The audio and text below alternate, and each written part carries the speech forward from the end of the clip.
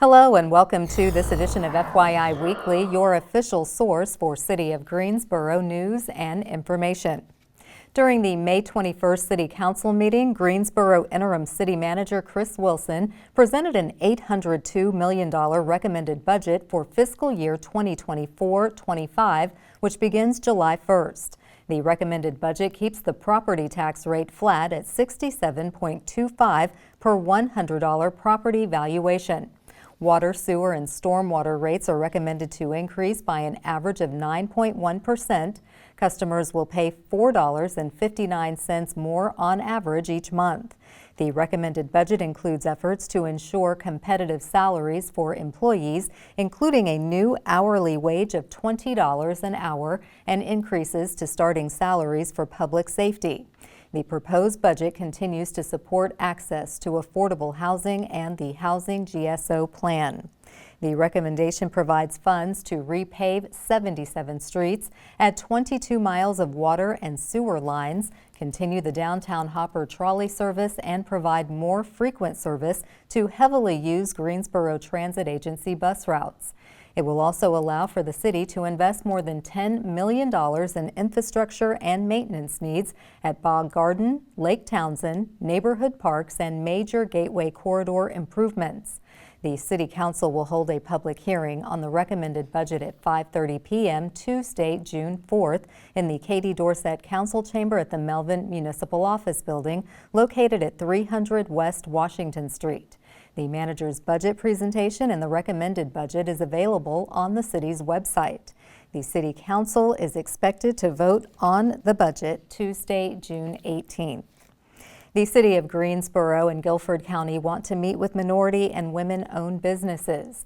This is an opportunity to attend subcontractors outreach and information sessions for the planned Windsor-Chavis-Noco Community Complex project, which has a construction budget of $65 million. The first session will take place from 4:30 p.m. to 6 p.m. on Tuesday, May 28th at the Nussbaum Center for Entrepreneurship.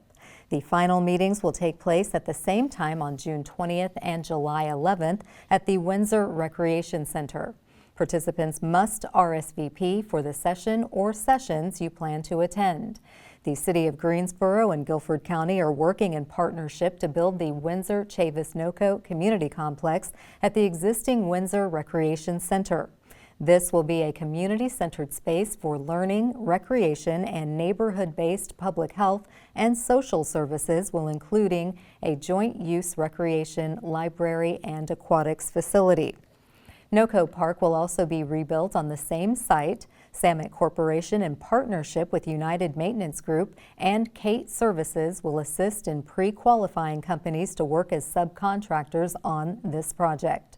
For more information about the information sessions, contact Enika Page with Samet Corporation at 336-544-6784. To learn more about the project, visit the city's website.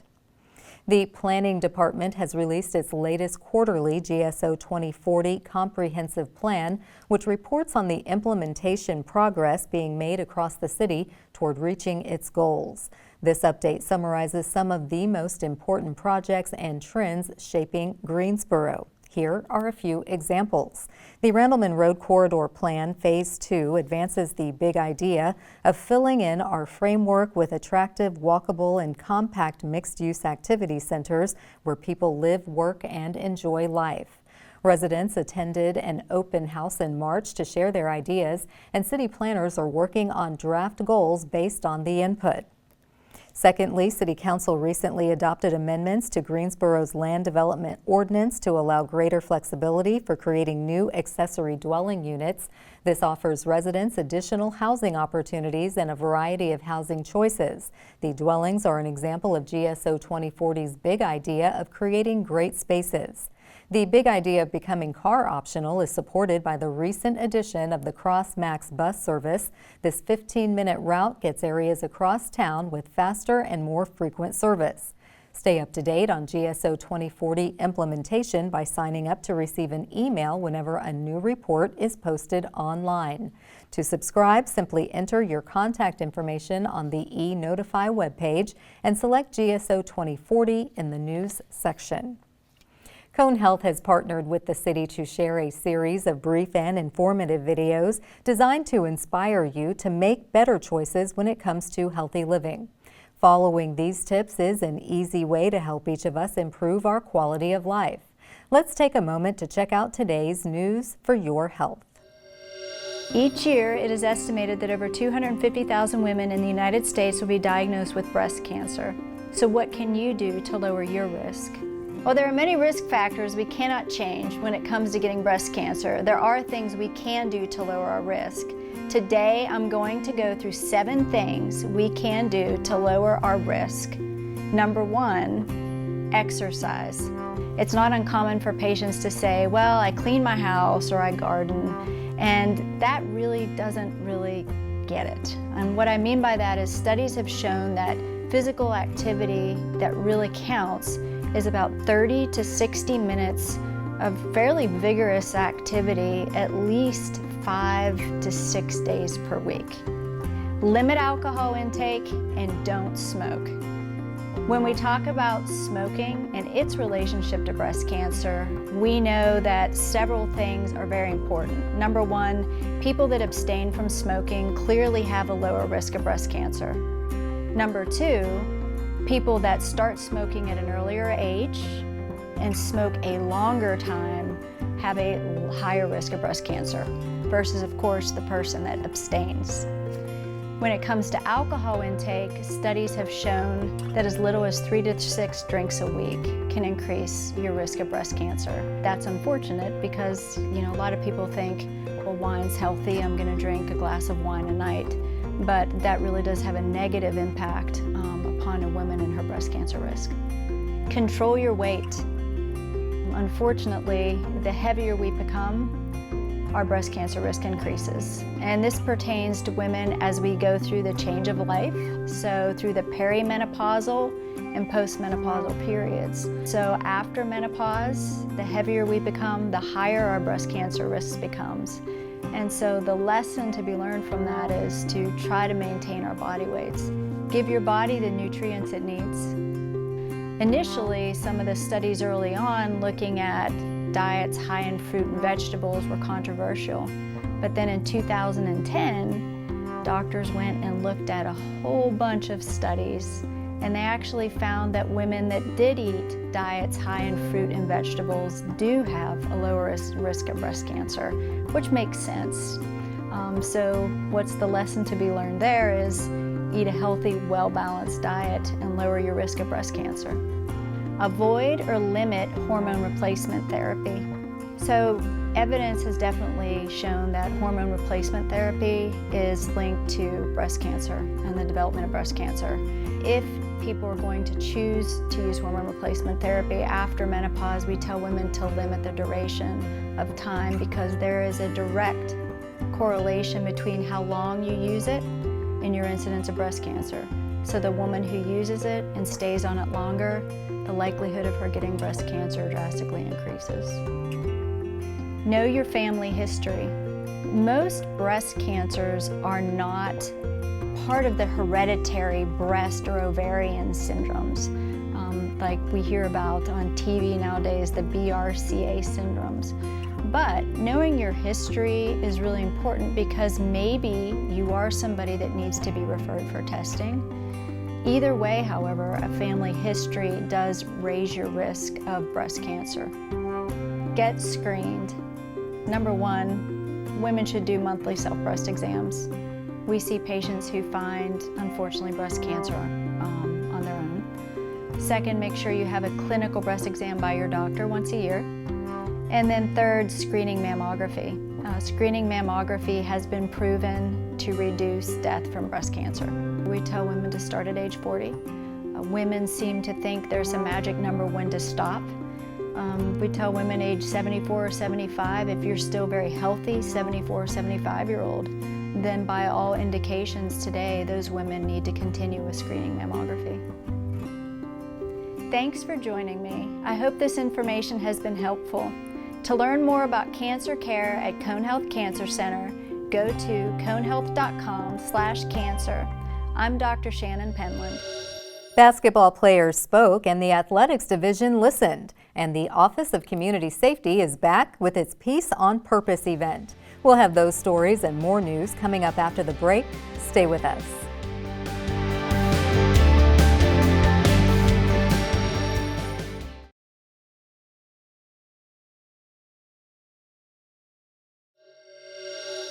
Welcome back to FYI Weekly. The traffic pattern on Washington Street Bridge over Murrow Boulevard will only allow bicycles and pedestrians until structural repairs are completed.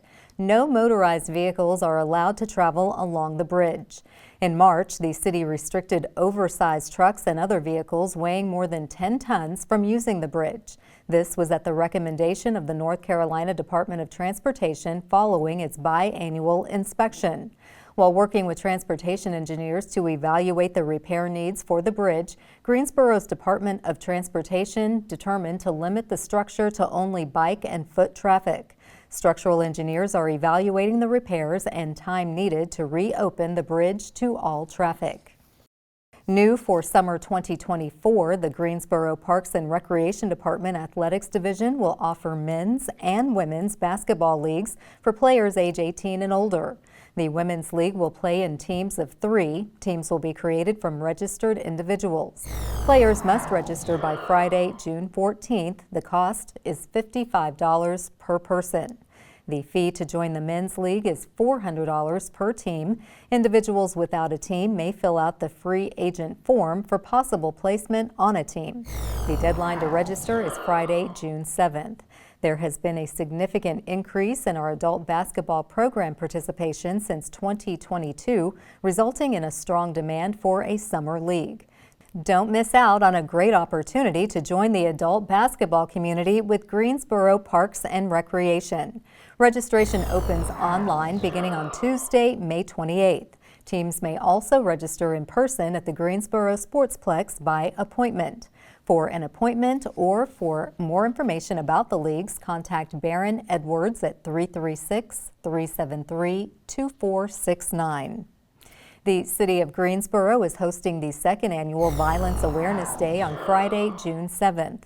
The free event will take place from 3 p.m. to 7 p.m. at the Barber Park Amphitheater. The event is designed to highlight work being done through the city's Office of Community Safety and its GSO Peace on Purpose Violence Prevention Initiative. Peace on Purpose partners with others who are committed to the same goal of remaining in pursuit of reducing violence in Greensboro on purpose. The afternoon will also recognize National Gun Violence Awareness Day, also on June 7th.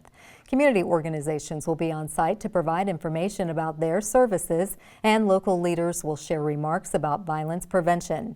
Activities include food, games, live entertainment, community art, and other highlights. Supporting partners include the Greensboro Police Department, Parks and Recreation Department, and Creative Greensboro. The City of Greensboro is checking the boxes when it comes to completing goals in its first Sustainability Master Plan. Coming up after the break, we'll get an update from the manager of the Office of Sustainability and Resilience. Stay with us.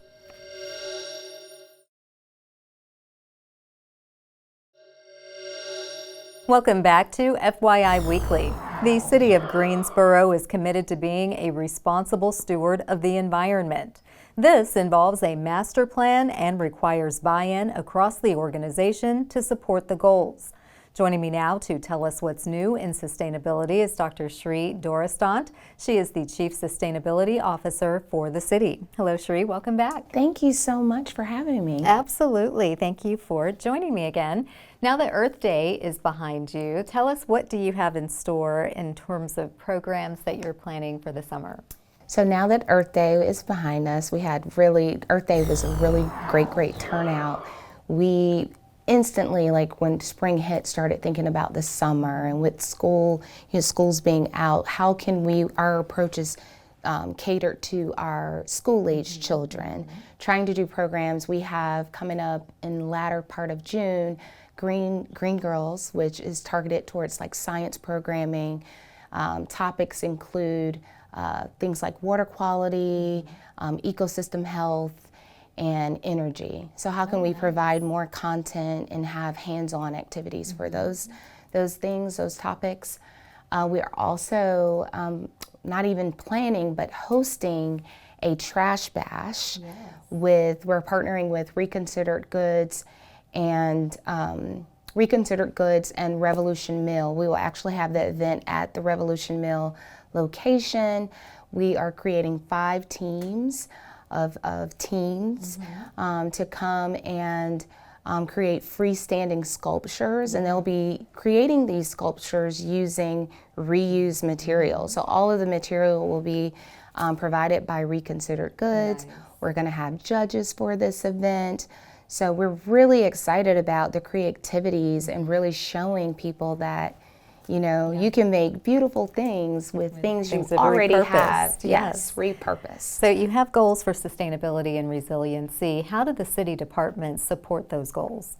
We have our internal sustainability committee, that's one of our goals throughout the rest of this year is really, you know, with us creating our first annual progress report. We're really anxious and really excited at the same time about ensuring that our second annual progress report shows even more progress with our implementation of our strategic energy plan. So this is like our way of, our internal sustainability committee is our way of ensuring we have points of contacts for all the internal departments so we can continue our conversations. If there's data, information we need that points to our sustainability goals, you know, of energy, you know, consumption, reduction, and all of the above. We want to ensure we have, you know, that access. So this is continued communications. Communications, I don't think, as you could probably vouch or kind of chime in on, is it's never perfect, right? And it's a continuous journey. So we're really excited about doing more internal collaboration and communications. Okay, so you have the Greensboro Sustainable Landscapes Project. How did that come about? So that came about in, actually it kicked off around after Thanksgiving, and we really wanted to provide more educational content, you know, with the whole leave the leaves, but with the whole shift from yard waste, like the whole bins. We wanted to show people that there are other ways that you can be super sustainable in your own yard. So that's sort of how it came about, us really, you know, wanting to provide our local business owners and residents more educational content. And so currently, right now, we're actually doing a yard contest, so we're, you know, asking people, the deadline to submit their beautiful yard landscape is June 7th. And we're working to, you know, collect all of those, and whoever wins get a slew of different prizes from the Office of Sustainability and Resilience, the Audubon Society, the Native Plant Society. So they're gonna, I mean, it's really worth competing. It's worth competing and submitting your pictures. Okay, well, we're about out of time, but you have the Keeping the Green in Greensboro Reforestation Grant. Any programs coming up around that? So we actually are in process of getting our final signatures for our agreement with the federal government and the Arbor Day Foundation. So as soon as we can get that submitted, we can hopefully roll out our RFP.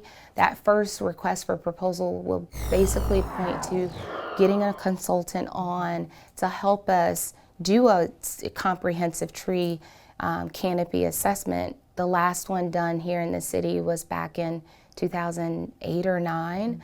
So we're in dire need of a comprehensive one. So once we can get that consultant to do that and to give us a prioritization of where our engagement and where our focus should be in Greensboro's disadvantaged communities, that will be key.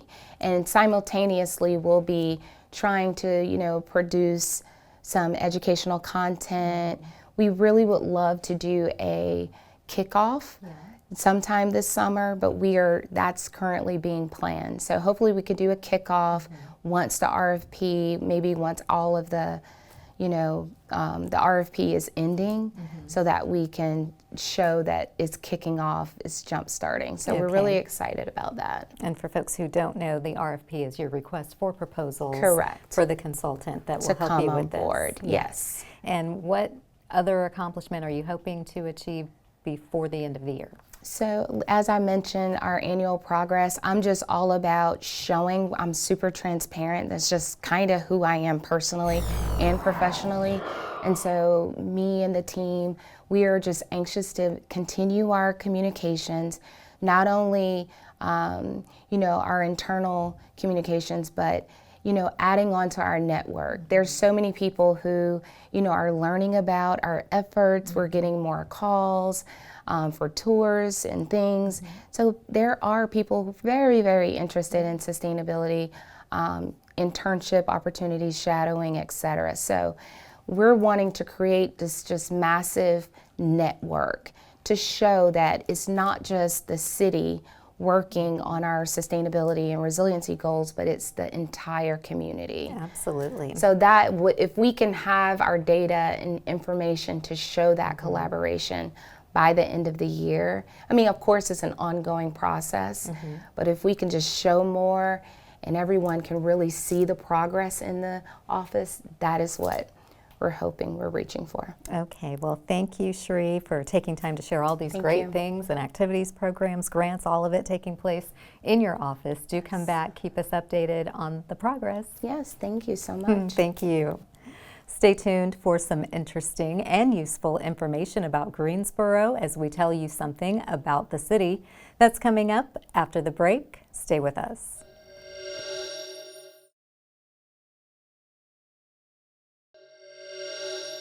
Welcome back to FYI Weekly.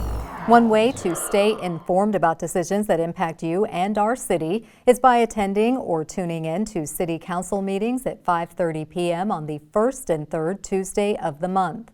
The fourth Tuesday is reserved for a meeting as needed. The City Council meetings take place in the Katie Dorset Council Chamber on Level 2 of the Melvin Municipal Office Building located at 300 West Washington Street. The public is allowed in person, but only in a limited capacity. Those who choose not to be in the building can participate virtually. The Greensboro City Council meetings are broadcast right here on GTN. The meetings are also streamed live on the city's website and on Roku. To review the council meeting schedule and agendas, please visit the city's website. Here's an opportunity to learn a little something about the city. World Refugee Day will take place from 11 a.m. to 3 p.m. on Saturday, June 22nd at Hester Park. This outdoor celebration is an international day designated by the United Nations to celebrate the strength and courage of refugees forced to flee their homeland to escape conflict or persecution.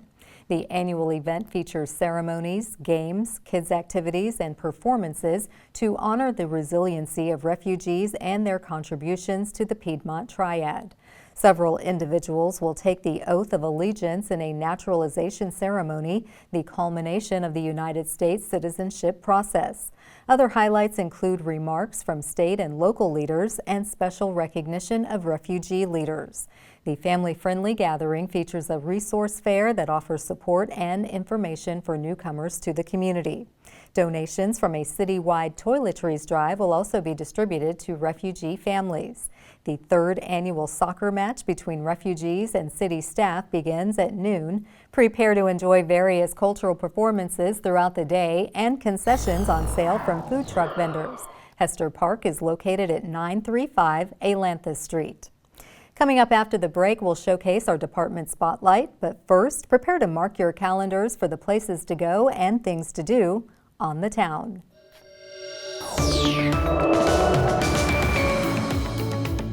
I'm Dave, and here are some special events happening this week on the town.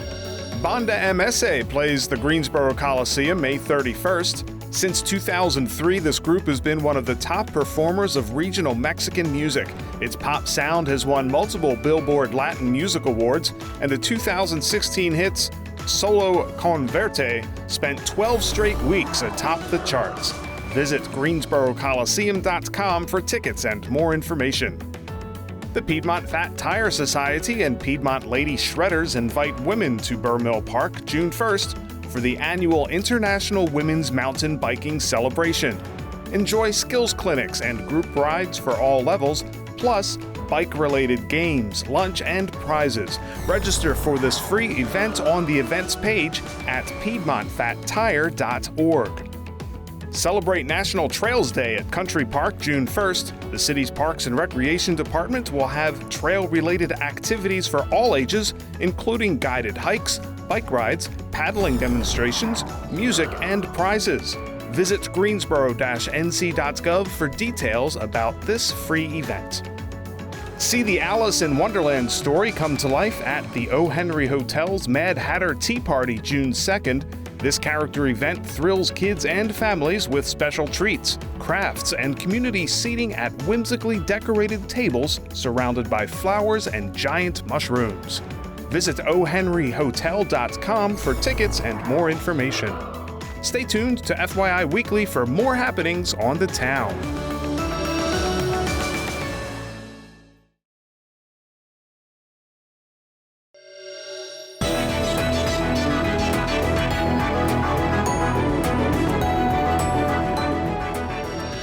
Welcome back. The City of Greensboro has more than 20 departments and several divisions committed to serving you, our residents and visitors. Let's go behind the scenes in our department spotlight. The Office of Sustainability and Resilience, in partnership with the nonprofit Reconsidered Goods, will host Trash Bash. This is a found art competition for teens. The event will take place from 6 p.m. to 8:30 p.m. on Thursday, July 11th at the Grove Creative Co-working Space at Revolution Mill. Registration is open online for teams of 3 to 5 teenagers.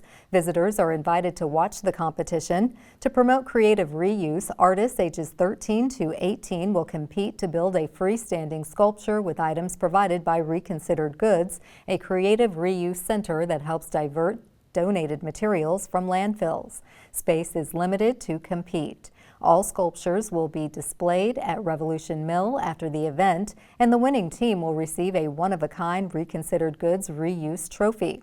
For more information, contact Resilience Project Coordinator Katie Farina at 336-373-2712 or visit the city's website.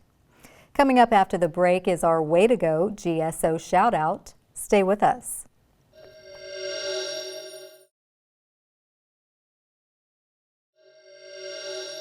As we draw to a close, we always want to end on a positive note with our Way to Go GSO shout-out. This week's shout-out goes to the Office of Community Safety. In an effort to help the public to better understand the services provided by the Behavioral Health Response Team, or BHEART, a member of the team will make on-site presentations on Wednesday, May 29th. Paint the Town Green is in observance of May being Mental Health Awareness Month. Residents are asked to wear green on May 29th to show their support. BHEART members talk about the team's purpose, goals, and processes. They consist of Greensboro police officers, licensed clinicians, and crisis counselors. The group diverts certain people away from the criminal justice system and toward treatment whenever appropriate and available. To learn more about BHEART, visit the city's website. That concludes this edition of FYI Weekly, but you can easily stay connected to the latest city news by linking to us on Facebook, Twitter, YouTube, and Instagram. Alexa users can subscribe to our 5-minute flash briefings, which airs on 90.1 FM, 100.7 FM, and 90.5 FM. Be sure to tune in to both weekly podcasts. Talk City Greensboro and Connect GSO, plus GTN is streaming on Roku. For all of us here at the City of Greensboro, thanks for watching, and we'll see you next time.